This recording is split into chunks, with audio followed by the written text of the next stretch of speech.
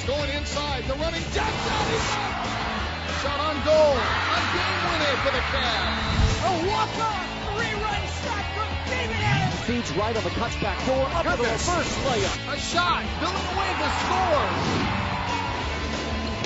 Cavaliers start the offense behind the cage. Up the left by Rubio. Spins and scores. Rosted is free. She scores. 10-5 on his feet. Touchdown.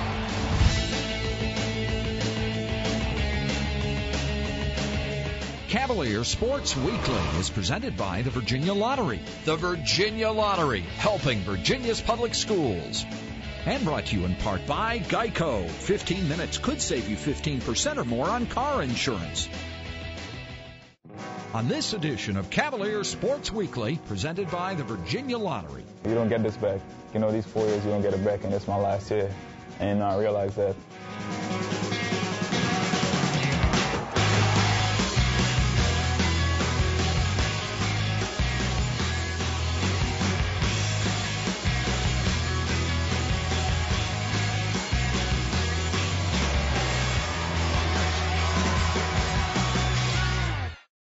Welcome to Cavalier Sports Weekly. I'm Stephanie Glover from the women's swim team.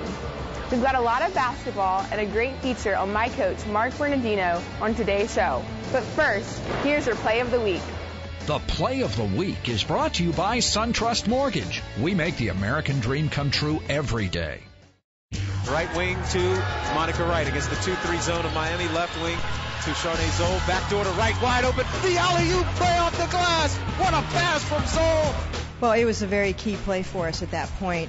You have to run a bunch of other plays before it so that nobody's really ready for it, so that you sort of have to suck the defense in on that. You have to have a great passer and you have to have a good athlete to finish up. And their timing was just excellent, and it's been excellent the whole time they've been together. Stay tuned. Virginia game highlights are coming up next. So inside-out dribble down the left side. Layup off the glass with the left hand.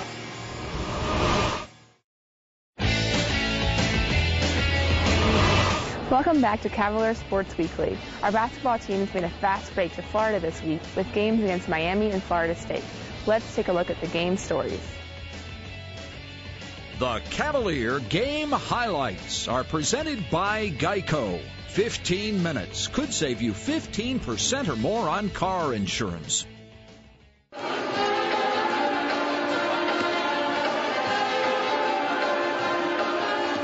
To the right elbow to Monica for three from the right side. Scored for Monica Wright. To Kellum, top of the key to a posting. Mohammed sealed well. We got off to a decent start to start the game, and then Miami turned it up a notch, and we tried to play at their pace at that point, and that's when things sort of started to unravel for us. Away and stolen by Marita Reed. Turnover number 9-10 for Virginia. Now to Grimsley on the left side. Hands off to Reed for three from the left wing. Good again. We are not a team that plays at that pace. We had to try to get it back to our pace. We actually got into foul trouble at that point also, which made it very difficult to make a run before the end of the half. Cavs down 10 with 7:20 to play. They go to Abby Robertson, top of the key to a posting. Harding on the left block. Right hand layup off the glass and good. We had some key performances from players like Kelly Hardig, who's a first-year player for us, and Abby Robertson did a great job of filling in for my post-game. Miami's to be credited. They took us out of our game in the first half, and we had to fight to get back into it. Belinda Littles, top of the key. Littles for three at the point. Good. Rebound Zoll. Back comes Charnay, left to right.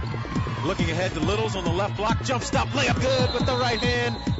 When we were back to full strength in the second half, we were able to make that run with Linda Littles and Aisha Mohammed playing in the post, which gave us some big targets in there and big scorers. So it made a big difference. And, it was good to see us play from behind, though. That was a good experience for us. And, everything's not going to be easy.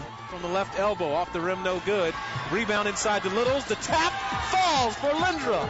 45-41 Virginia. When Aisha posts up, when she posts up hard like she wants the ball, nobody can stop her. When she ducks in and she gets big and she's strong, and then nobody can stop her. And if they're, playing up on me because I hit a couple threes, then she's going to be wide open. If they're sagging on her, Aisha's gotten to the point where she knows how to kick the ball out, and she can hit either me or Monty for a three or the inside-out game. It just works great. In front of the rim, rebound Zoll. Back come the Cavaliers. Charnay Zoll in the front court. Great pass inside to Linder, wide open on the baseline, and she scores with the right hand. Left wing to Charnay Zoll, backdoor to right. The alley-oop play off the glass. What a pass from Zoll, and Monica the finish. My teammates kind of got me going. You know, they came out in the second half, you know, with a different, you know, attitude and a lot more intensity. So, I mean, just feeding off of them is a lot of what got me going in the second half. We definitely get ourselves started on defense a lot more than, you know, getting ourselves started on offense. So on the defensive end, we picked it up a lot more intensity-wise, and that kind of fed it for us on offense. Zoll with the right-hand penetration down the lane, dumps it off to Stovall, lays it in with the right hand.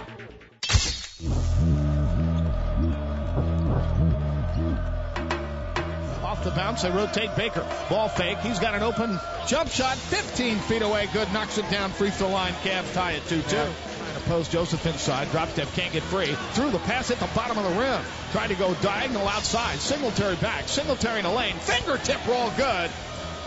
Cavs have the rebound right back. Singletary. Joseph for the triple. Bullseye. Yeah, Virginia's second three of the game. This is a very typical game in this league, where it comes down to, you know, a certain precious few possessions. When I knew we were up 10, that they were coming back, and we just had to hold the fort defensively, rebound, and you know, execute. Harris has got Etchefer. They go to Swan in the corner. Jones late getting there, and a foul. Chance of a 4-point play as Swan knocked it down. Rich backing off Will Harris off the dribble. Swan looks at a three. The left-hander knocks it down. 2 threes for Swan. We're tied at 50. When you lose a game by a possession or two, similar to the 1-point game we lost last week, you know, I go immediately back to, you know, the 20, 30, 40 hours of practice that doesn't prepare you well enough to either hold down the fort or maintain a lead or execute when you need to. Singletary made the jumper, but will get the personal foul offensive. This is our biggest lead of the night, 5 points. Yeah, really, since the 16.5 mark of the first half, Florida State has been the aggressor on both ends. Inside, they go to Pettinella in the layup, good with the right hand. Baker the steal, took it away from Tony Douglas. Behind the back, Baker inside, the ball blocked, but the finish by Joseph. Gianni, top of the key, picks up the dribble, sends it left, Joseph. Joseph off the bounce, Joseph in the lane. Right side, Gianni, jumper, Mamadi knocks it down for a triple. Baker to the right side, Sean Singletary drives baseline, can't get open. Baker, Joseph. Joseph ball fake with 21, inside, sweeping left hand to the hole. Joseph counted off the window. You know, I thought a number of guys, Adrian, Mo, and Sean in particular, Calvin behind them, that they logged a lot of minutes today, and I thought fatigue played a part at the end. Shots that we were making earlier hit the front rim, and being a half a step slow on defense cost us. The three off the rim, no good. It rolls in. Mims got the roll, about 4 bounces on the rim. Swan to the Mercy at the wing left side. The Mercy bringing it back, and almost a steal. Ball loose. Yeah, Singletary got it out of a crowd. Ryan Reed tried to grab him, and Sean stuffs it at the other end. Singletary goes up, and now Leonard Hamilton takes time because the Cavs get the lead to 10. The Swan three off of Rich's penetration from the elbow was more of a backbreaker than anything, and we had guarded it pretty well. We had scouted it very well. We had a particular way to handle it, and I thought we broke down. But again, in that case, you're asking the guys on the floor to make stop after stop after stop. Miense the jam. We're tied. He was all alone. 35 on the game clock. Crossover stolen. Douglas heading to the other end, and the foul by Jerome Miense.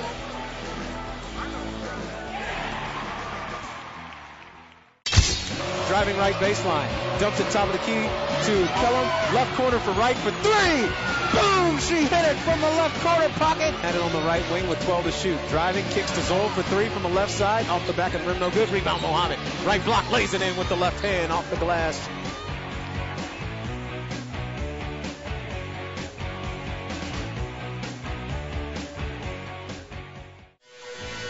Adrian Joseph's high-flying artistry on the basketball court has thrilled Virginia fans for the past 4 seasons. Off the court, Adrian's refuge is his artwork.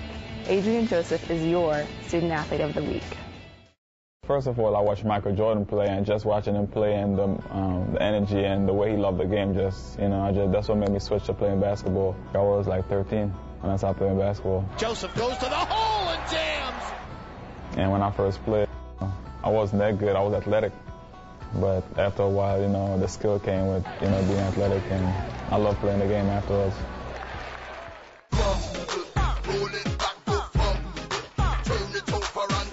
Growing up in Trinidad, I learned a lot, especially coming to America. I learned just to, cherish everything that you got. First of all, I should say, it was a fun experience. Growing up, just doing everything, playing every sport. I didn't play basketball when I was younger, but I played, soccer, cricket. Me and my friends used to play karate games and, and play in the rain and that type of stuff. And basketball was my last, sport that I picked up at a later age. My family, I got 3 sisters and 1 brother, and I'm in the middle. And my family consists of 7, and we all live together.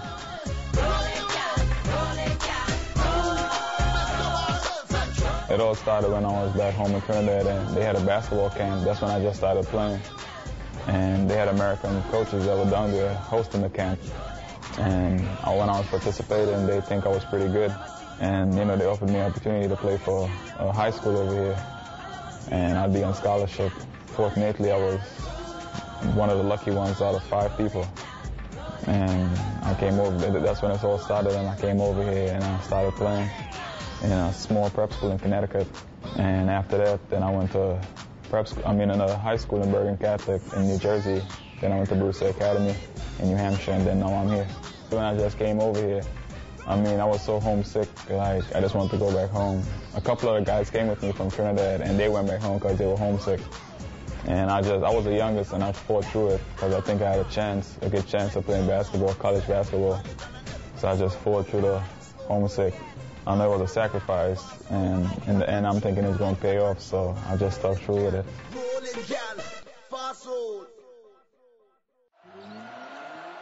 I just continued working every day on my game. And, a lot of schools started recruiting me and stuff, and that's when I started working even harder because I think I could play at the next level. And then when ACC schools and Big East schools started looking at me, that's when I thought I was pretty good, and I started working even harder. And, now I'm here, and I'm still working. I came to a few games before I even played in the ACC, and the level of competition, I was, amazed. I was I never thought I'd be here. And just being here, I was overwhelmed, and then, after a while I got used to it. Me being a senior, it's my last year, and, it's closing in on me, so, it's kind of like an alert, and I just, want to go out there and just be a leader, verbally, vocally, whatever, and lead by actions, and just be a leader in any aspect of the game. Drawing, is just one of my passions, and I love doing it. Ever since I was little, I'd probably age 6, I just, love drawing. Sometimes I just sit in my house and just draw, or go behind my house, look at the trees and just, draw stuff. And it just relaxes my mind, if I'm mad or anything like that, it just helps me to relax and think about stuff. This is what I do. It keeps me relaxed, away from basketball. Gives it up on a lob, Joseph to finish! You don't get this back. These 4 years, you don't get it back, and it's my last year. And I realize that. And I just want to, step out and give it all I got every day. It all goes back to my background, living in Trinidad, I grew up, I never really had nothing, and, just, coming over here and realizing so much opportunities are available. I just try to take advantage of everyone I possibly could. In 1971, an unheralded point guard named Barry Parkhill led the Cavaliers to their first winning season in over a decade. Barry Parkhill is the focus of this week's Cavalier Flashback. Cavalier Flashback is brought to you by the Virginia Lottery. More than $3 billion to K-12 public education since 1999. The Virginia Lottery, helping Virginia's public schools. I think the most significant person that I recall in University Hall, and I always think that he probably had as much to do with helping us get on a road to success as anybody, was when Barry Parkhill came. Barry really turned the program around. There's no question about it.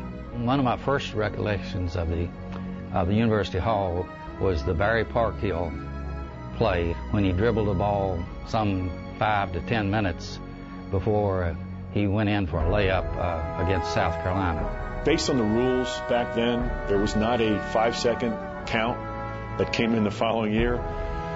And we shortened the game over the period of 40 minutes. And one stretch, I dribbled 6 minutes off the clock.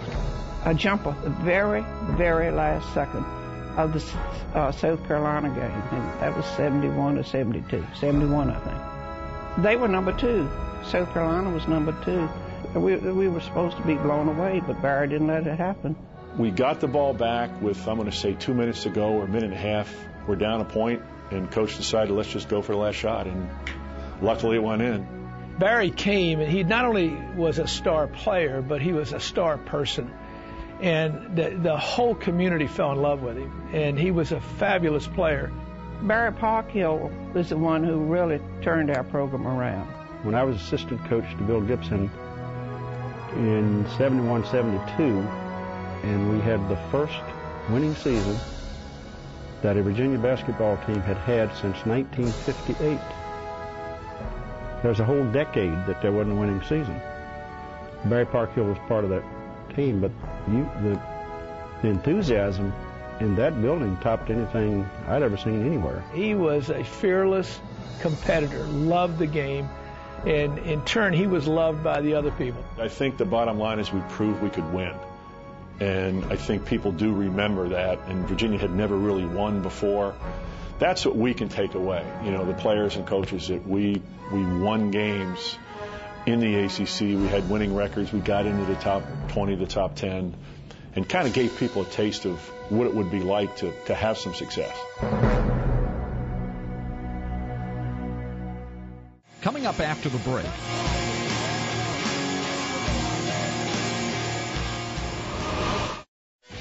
If Thomas Jefferson had been a competitive swimmer, he probably would have been teammates with Mark Bernardino. That's how long Dino has been at UVA. A former Cavalier Male Athlete of the Year, Coach B is the focus of this week's Olympic Sports Spotlight. The Olympic Sports Spotlight is presented by the Virginia Athletics Foundation. In 1976, only 2 short years after breaking 6 school records and qualifying for 2 Olympic trials, Mark Bernardino applied for the assistant coaching position at his alma mater. He didn't realize with only a year and a half of coaching experience under his belt, he would be named the head coach at the University of Virginia. We were kind of near the bottom half of the conference when I first started, so I really just wanted to build a team. I wanted to build the feeling of family within the team. I wanted to give it some structure. A family with a good foundation is a family that will last. And the foundation that Mark built 30 years ago is still holding strong. Within the guys and the girls team, I would say it's one big unit, one family, and he stresses that, which makes you feel so good to be a part of something that everyone loves, everyone's so passionate about. All right, good, very good. He actually really emphasizes the aspect of the team. It's like everything that you do when you're a collegiate swimmer is important, but the ultimate goal of that is to score points for the team. Last go around. Failure is not an option. Come on. While goals are made and met, Dino, as his team calls him, has learned the path to success goes in many directions. There's no question that I don't coach the same way now. I think over time, what I've really tried to do is appreciate that you can't coach any 2 athletes the same way. If you can find that one thread, that one vital piece that makes that athlete tick, if you can draw it out of them some way and then share it with them, then I think you can help them excel to the highest level possible. You got to be 1 second faster, guys. Come on. On every set of every practice, he expects you to be mentally focused. He really demands that, every facet of the sport be done to the best of your ability. Front quadrant, hold the water.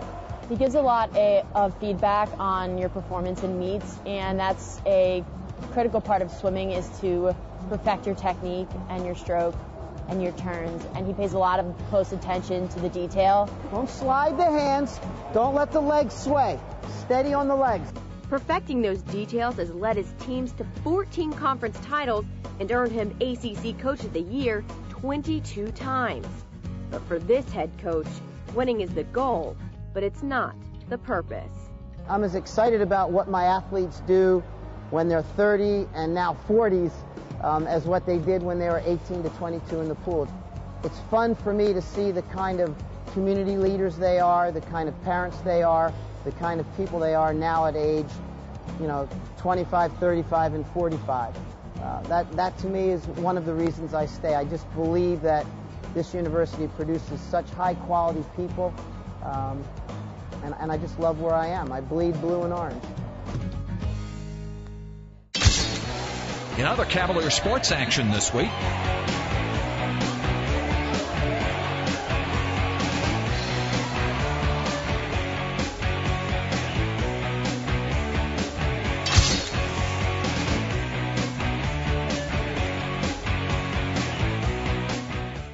Thanks for watching Cavalier Sports Weekly. I'm Stephanie Glover, and we'll be back next week with more great stories and features. Until then, go Hoos! Cavalier Sports Weekly is presented by the Virginia Lottery. The Virginia Lottery, helping Virginia's public schools. And brought to you in part by Geico. 15 minutes could save you 15% or more on car insurance.